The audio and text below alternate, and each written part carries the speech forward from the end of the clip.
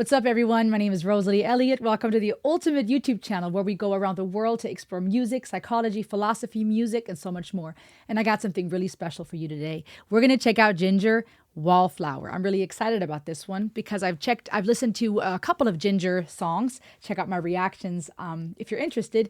And I have not heard Wallflower. But shout out today goes to BH Blue. Thank you for your support on my Buy Me a Coffee page. I was told this is about Tatiana's being an introvert.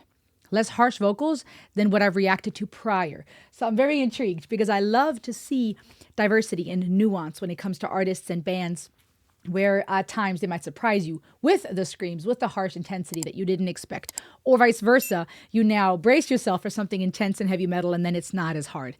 So I'm curious about this one. Jinjer, Wallflower. This was put on Napalm Records YouTube channel. Go check out Jinjer. Go subscribe to them. If you've never heard of them and I have the honor of introducing you, then go check out their work and let them know I sent you. If you are a Jinjer fan, but this has put it back on your radar to listen to them some more, then let them know, because this is a great way to support your favorite YouTube channels. For the music labels, artists, and industry to see, we are not here to steal or just to play someone else's work, but we are here to really use fair use for what it is. I'm excited to check this one out. Are you ready? Here we go. It sounds like someone running. Like an early morning jog or something. Oh, ha. Maybe not a jog, though.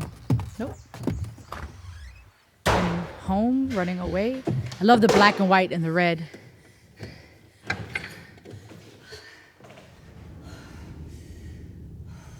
Oh, that was dope. That was dope. The flickering of color back to black and white. I love this. This is very unique. The red, the black and white, her running. I thought it was someone just jogging, but it looks like she's running to or from something. What's in the box? Love the red lipstick. My mind is everywhere. But I'm intrigued by why the color is flickering in and out.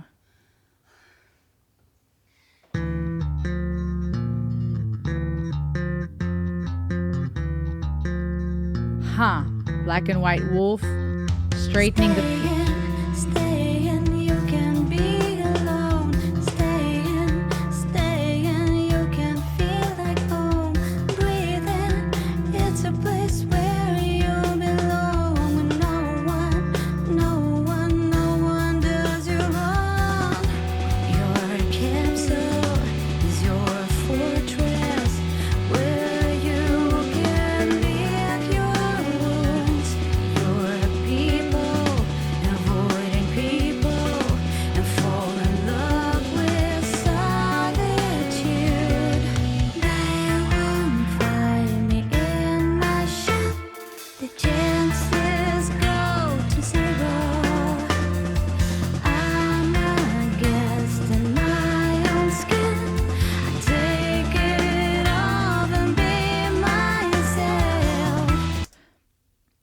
This is amazing. There is a lot to talk about here. I'm not going to dive into the psychology of the lyrics quite yet. I want to take it all in, but I will pause for a couple of reasons. Copyright being the first thing. Number two, you came for a breakdown, but also because I don't want to lose my train of thought. And just a couple of things that we'll dive deeper into the philosophy, the psychology behind in a minute. But I'm intrigued by the black and white wolf. There's a lot to say about that. The way that she fixed and adjusted that crooked picture. What does that mean? I've got some thoughts on that. I love the eclectic, artistic vibe of this beautiful apartment. It looks like someone loves to be there. It's a home. It's decorated beautifully, uniquely. The Enneagram 4 in me is going, oh my gosh, this is beautiful. This looks like the ambiance is in tune with who she is or who she wants to be. I love her attire, that kimono looking beautiful blouse. I love the accessories, the gold hoops, the piercings, just her being herself. Beautiful, natural, comfortable in her own skin. And a drastic contrast to the black and white imagery when she ran inside. That box, what does that contain? There's something that's being held in lock and key. We're running away from something back into home. And now at home, everything is in color again. Everything makes sense again. There's peace, there's comfort. The lyrics obviously dive into this idea better. And I was told that this may be about being an introvert, and I agree. I do think that applies. I think it goes even deeper. I think it goes deeper than just, are you extroverted, introverted? Does being alone or around people fill your energy tank or drain you? What do you feel more comfortable around? I think this goes deeper into our sense of identity and safety and even mental health, I think. But we'll talk about that in a second. But there are so many elements already in the first minute, the first 90 seconds that have me so intrigued. I love that guitar riff that kicked in the beginning, the bass line, absolutely beautiful.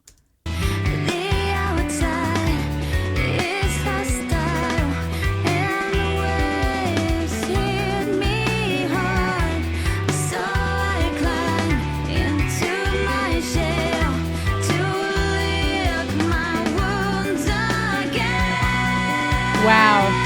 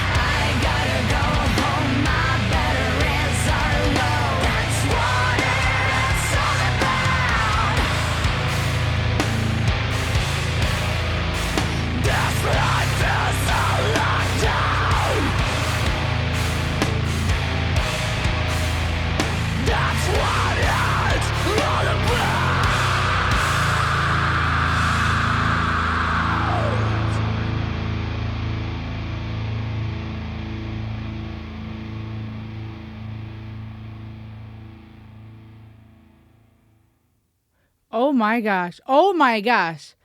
Oh my gosh, this is deep.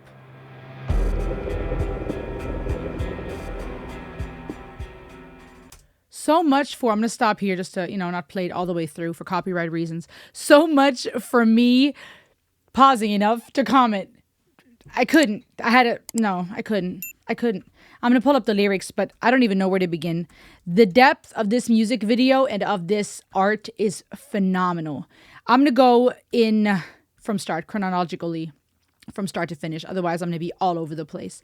Wallflower. Powerful, fitting title. I do agree with my awesome supporter, BH Blue, that this is from the lens of or about being introverted. But like I said earlier, I think this goes even deeper. This is deeper than just, do you need time by yourself or with people? Do you feel refueled when you're around people or by yourself? What drains your tank, etc.? I think we often talk about introversion, extroversion, or even being an ambivert, aka both to a degree. And then there's a new term that was recently coined that I saw somewhere. I don't recall the name right now, where I feel like we've talked about these things on surface level to describe a person's personality type and then to allow us to box people in. We use these expressions to explain why someone is really bubbly and extroverted, why someone is more introverted and quiet and shy. And I think because labels and boxes make us feel safe and give us a sense of control, we have these labels and we put ourselves in those boxes, or others for that matter. And so when I hear the word wallflower, immediately I think, yes, this fits to the idea of someone being a wallflower. You are off to the side, you're beautiful, you're wonderful and unique, but you are off to the side. You're not in the limelight, as Rush would say. You are not center stage. You are simply off to the side. I think the idea of a wallflower, now that I think about it, is also powerful because it speaks of a certain quiet strength, something that can break through a wall. A flower, a plant that breaks through the concrete amazes us because of its resilience. So from the start, I'm intrigued. I think Wallflower is beautifully fitting to the kimono, to her tattoos, to her beauty, and yet to the conversation we're having here. We have a beautiful flower here that is saying, I'm safer and more comfortable behind the wall. You are an intrusion. You are a threat to my art, to my peace, to my safety. There's a lot of powerful symbolism here because it was the band members, from what I can see, that were playing the instruments, that were running after her, that were threatening her safety.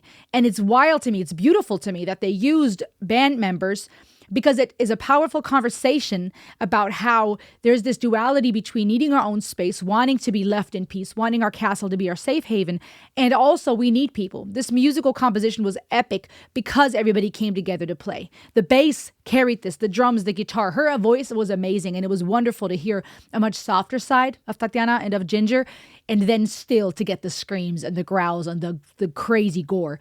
I think that was beautiful, but very different than what I've heard so far from Jinjer. And I love that for the reasons that I said in the beginning, that diversity, that surprise effect. Überraschung, a surprise, and not being able to box these artists in. And I love that. But it was so poignant to have the band members be the ones that are running after her, and yet also being the ones that are carrying this track, the very track she is singing to. You know, we are relational creatures, and just because someone thrives off of being alone or they're overstimulated, they need space, does not mean that they don't need people or relationship. That does not mean that we need one another, and that these band members and the instruments were very much part of what carried this track. But I love how it starts. You hear the running footsteps before you even see it. And that's powerful scientifically because we perceive most of the information we take in through our eyes, right? Seeing is believing, they say. And the largest percent of how we perceive things is through our visuals. And then, we have the auditory aspect, you have body language and many other senses that we use to perceive, to interpret information. But that silence and just the footsteps was a very poignant way of starting this, because especially for introverts, just to keep it surface level for now, I do believe this goes deeper. There is something about being in tune with your senses, of being alone and having something to smell, taste, hear, and see. That is not to say extroverts can't benefit from these things too. But someone who is overstimulated by other people, who longs to be genuinely themselves and feels like they can't fully when they're around people. It's when they're at home, when they're alone, when the clothes come off, when that skirt is hung up, when the art comes out. I mean, to me, just from the Enneagram standpoint, just looking at Enneagram as the wisdom and personality tool that it can be, I'm seeing a beautiful type 4 here. It could be any type, because any personality type can love art and can be introverted. But it just made me empathize with that Enneagram 4 persona because of that love for aesthetics, for the incense sticks and the candles and the beautiful decor and the art, and that longing to have a place where you can genuinely be yourself and where you start feeling like anyone else that wants to not only intrude that space, but also tell you what you should or shouldn't do, or could or can't be. That's intrusive. No, don't tell me who I am, right? There's this protection wolf, if you will, that says, no, this is who I am, which is also very powerful when the wolves then come into play. We'll talk about that in a second. But I just love the fact that you could hear before you saw. Very much perhaps a nod to being in tune with your senses, to heightened perception about what's going on. The running, a conversation perhaps about running away from the people, from what's outside, coming in, longing to get away. Things are black and white. Maybe also a conversation about how someone who is truly introverted feels when they are trying to escape the noise, the overstimulation, the crowd, expectations. Everything is black and white. There are still nods of red, which is beautiful cinematography. The flowers, very fitting to the title of the song, Wallflower. But things are still not black and white. The world is not all right yet. in an introverted person's mind who is running away. The reason why I say this is deeper is because it's important to me to drive home the point that someone who is introverted, who gets drained by social activities and crowds, it is not just a matter of, oh, I just need me time. Give me a glass of wine and a bubble bath. This is a person who is drained physically, mentally, spiritually, emotionally, and who is trying to guard that sense of self. This is beyond just I'm exhausted and overstimulated. As a mom, I can totally relate to that feeling of everyone leave me the F alone. That goes for extroverted, introverted, and ambiverted moms. We all, every human for that matter, moms, dads, people, we all get to a point where we might feel like enough is enough. And even if we don't feel that way, it is necessary to be alone and to have that time for us. But here, this is really the perspective of someone who is genuinely introverted, genuinely overwhelmed by the world. But maybe we can take it deeper and we can talk about someone who is also struggling with their mental health, perhaps OCD. I noticed her straightening out that picture, and that made me think of OCD, but I don't mean OCD in the sense of liking to have things neat. I'm saying OCD in the sense of obsessive compulsive disorder, people who have these intrusive thoughts they can't shake, compulsion of doing things repetitively, the fixing of the mirror, perhaps a way to nod to that without saying that OCD means you just like things in order. Perhaps also a conversation about now that she's back home, she wants to straighten things out. Things are amiss and out of order, out of whack, when an introvert has been out there for too long. We can interpret this in various ways. I love the nods of red, that the color of love, of passion, of a fire that's burning from within the red box that she has run with, perhaps a symbol of herself, her peace, her soul, that she is guarding for dear life, her peace of mind, right? Maybe that's what's in that box. She didn't leave it out there. It wasn't a gift to give to others. It's a box that is hers, that she came back home with, that she is guarding. Complete exhaustion, a flickering of light now in the cinematography. Perhaps as she's breathing and arriving back at home, things are starting to be color again. Things are starting to be okay again. Her system is starting to calm down. She adjusts the wolf imagery, which is beautiful art, but I also think so powerful.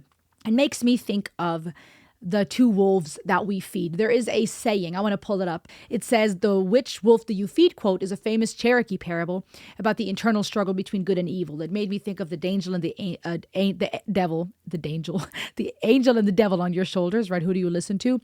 And it's this idea that the one who you feed wins. It highlights the choices, emotions, and actions we choose to nurture. Are you feeding the dark wolf or the light wolf? One is love and peace and hope. The other might be anger and darkness. And that's, I think, a fitting imagery here because as we're looking at these two wolves, the white wolf was constantly calm, poised, stoic. It was the black wolf that was angry and aggressive, whose eyes eventually became red. Is that a conversation about that part of your soul that desperately wants to protect yourself from the overstimulation of the world? If we're talking even deeper than just extroversion, introversion, someone who is guarding their sense of self and identity, who is feeling misunderstood by the rest of the world or intruded on or exposed to, that wolf inside that goes, leave me alone, and is getting fired up. Which one represents which part of you in this case? She straightens out the image. Again, very poignant, powerful imagery. And we see now everything being peaceful and zen. She hung up her skirt. She is having her tea. She's in her beautiful flower kimono. Flowers everywhere, fitting to the song title, Wallflower. Her black shirt that she was wearing earlier that has some torn in it, it's all hung up now. It's all back in its place. And now she can relax. All her amazing tattoos, beautiful hoops. The Enneagram 4 in me is seeing this going, oh my gosh, yes. Peaceful, alone, tapping into who you are and who you want to be. The hair come up, and I love the imagery here between her hair being up as she was being at peace and in with herself versus the way that her hair came down. On one hand, it makes me think of this idea of hold my earrings, right? I put my hair down. Usually when we're getting ready to fight, we might put them up, but everything comes loose. The earrings come off. We're getting ready to go. And also it made me think though that it was a beautiful contrast because I often compare hair being tight in a ponytail or in a bun as someone who is poised, in a business mode, composed, holding things back, versus when your hair are relaxed and down, it's more of an open, casual, playful thing. Here I'm seeing the other way around. She is comfortable and at peace. She feels like she is safe now. And her hair come up. She's getting ready to get to work, to do whatever makes her happy, brings her joy. When the threat came and she had to pick up the weapons, That's when her hair was loose and when she let it all out, which was an interesting way of contrasting. We're opening up this box that we've been wondering about, and it seems like the box contains her art. The sand art, that is a very beautiful meditative thing to do. She is happy, she's at peace, she's singing. Now we see her singing along to the song. She's fully herself, genuinely just being. This is a very calming, very beautiful, very ancient tradition. We have a very Zen vibe. She's fixing the stitches in the shirt that she was wearing, that shirt that got ripped while she was out and about in the world, out of her element, if you will. Now she is at home, she's at peace, and she's just being herself. She gets pricked in the process, right? Maybe this reminder, this nod that those stitches, those rips, the tear and wear that being out there had caused her is leading to injury. She's hurt. Having to restore what was drained outside costs work. It costs energy. It might even cost you blood, tears and blood. And while that's all happening, that dark wolf within her, that the part of herself that's maybe angry or at odds or uncomfortable is being triggered. That part of her that goes, oh, I'm hurt. Why did I have to go out there? This only happened because I left. This is where I'm not safe. I think sometimes the danger here, and this is why I think it is beyond just, oh, you're an introvert, extrovert, is that when you have come to a place where the only place you feel safe is isolation, everything that challenges that looks like a threat. That tiny little prick of blood, that uncomfortable feeling associated with having to fix the stitches that you acquired outside in the world. If we start storying to ourselves, see, that place is not safe. These people are not safe. Anything out there is a threat. The inner dark wolf may come out and go, ooh, this is a trigger. This is dangerous. It proves our story. And we as human beings, we tend to do that. We look for the things that confirm our bias. We interpret experiences around us as evidence of what we've already chosen to believe. And it's crazy fitting how now as the band starts kicking in and the song starts having its crescendo, the bass line, the guitar, the drums, it's a beautiful composition. It's fitting, but they did this so well in the music video that now, as the instrumentation kicks in and that crescendo builds up, she perceives it as a threat. And I thought that was powerful symbolism because these band members, these instruments are necessary for this composition to become as beautiful and full as it is. And yet she's seeing these other band members, this other instrument, as a danger to herself. I wonder how this song came about and if this was also birthed from conversations between Tatiana and her team, her band members, where that was at times a necessary convo. I wonder, or maybe birthed through some of the way that the band members feel. This feeling of wanting to push people away and be left alone, but having to be reminded, hey, we are a team. There's many parts in one body. And the finger can't say to the thumb, I don't need you. The leg can't say to the arm, I'm better or more important than you. Every part is necessary. And so there's this yin and yang, this dance between having time for yourself, peace, feeling safe on your own, but also understanding it is the other band members, the other instruments that make this track what it is. And you need them. We need one another. How can we accept that and thrive in that without getting overstimulated and losing ourselves? And so every time a new instrument kicks in, she startles and then the camera changes and actually there was nothing. It's just a wind. She's perceiving a threat, but there's nothing in the corner. There's actually nobody sitting there. And it's also, I think, an interesting play, a conversation we could have about paranoia or about other mental disorders where people either really think something is there that isn't, or they story to themselves things in their mind that make them feel like they need to be alone. That's why I said this goes deeper than just introversion, extroversion, is because there are many people that are suffering in silence. And the dilemma is that their mind plays tricks on them. This goes for obsessive compulsive disorder, where your mind plays tricks on you. This goes for depression and anxiety, where you're storying to yourself, where your mind is playing tricks, telling you, oh, there's a danger here or a threat or something's wrong with you or you're broken. And because we listen to that voice and that's the only voice we hear if we choose to suffer in silence or alone, now that story gets reinforced and we feel even more alone and even more in danger. So I think that this is a well-done song because it is definitely about introversion and that kind of personality. But I do think there's different ways we could interpret this, where different people might interpret it or take it for themselves as something else. And then it continues and the instrumentation kicks in and she's desperately trying to find peace. And now she's back to perhaps a flashback to running away from people, right? An introvert going, I need to get away from all of y'all, feeling like they're trying to take something away from you. They're trying to rip that box from you, your art, your beauty. I also wonder if this is a conversation as an artist, when you have a platform like Jinjer does, and you share your work and you love your work and you put your soul, your baby, your music out there. For many artists, it's more than just, oh, I wrote a song, check it out. It costs a lot of courage. You need to create in order to survive. A true artist needs that in order to breathe. It's like oxygen. I need to create, but at the same time, you run the risk of being ridiculed, especially in our day and age in the comment section. And so I wouldn't be surprised if this right here is also a conversation about people that are trying to take away, criticize, judge, rep at the thing that is dearest to her art. And here now she's getting into feisty mode, and I love that facial expression. But here it's going from fear of trying to hold on to your art, the very thing that brings you peace and makes you you, now possibly using it as a weapon. And that is a powerful conversation, because for those who are introverted, who are overwhelmed, or who perceive others as a threat, or maybe those who struggle with paranoia or compulsive thoughts or anxiety and depression, who feel alone, who perceive other people as danger to their peace of mind and their sense of self, they may go from fear and panic, this is me, leave me alone, to now weaponizing it. I'm going to hurt you with my art. I'm going to hurt you with my voice. That's often what happens in fear. Fear will lead us to anger, sadness, grief. All those things are often behind anger. She gets defensive, she runs away, and is now blocking herself in. The curtains come down, the candles, which is interesting. She's lighting more candles. Earlier it was just one.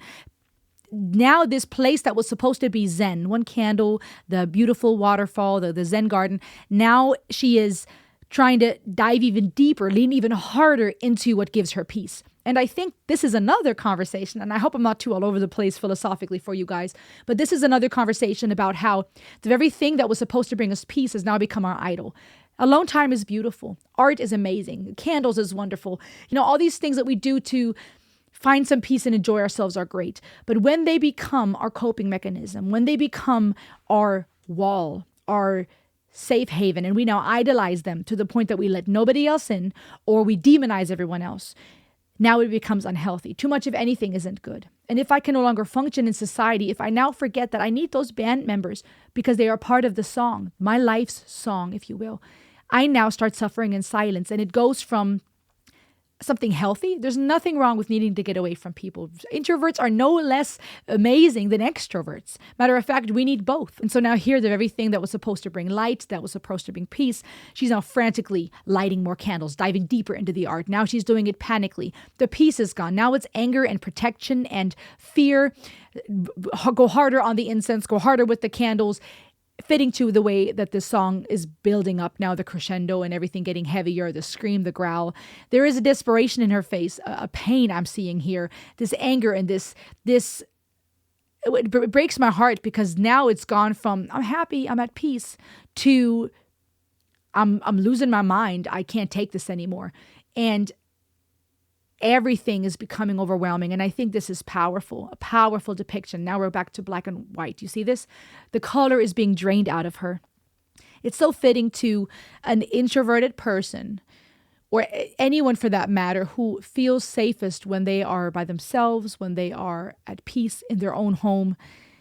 It's so fitting to put in words just how exhausting it is when you have someone asking something of you. It feels to some people like banging. You might think, I just asked them if they want to have coffee tomorrow. And this person is going, oh my gosh.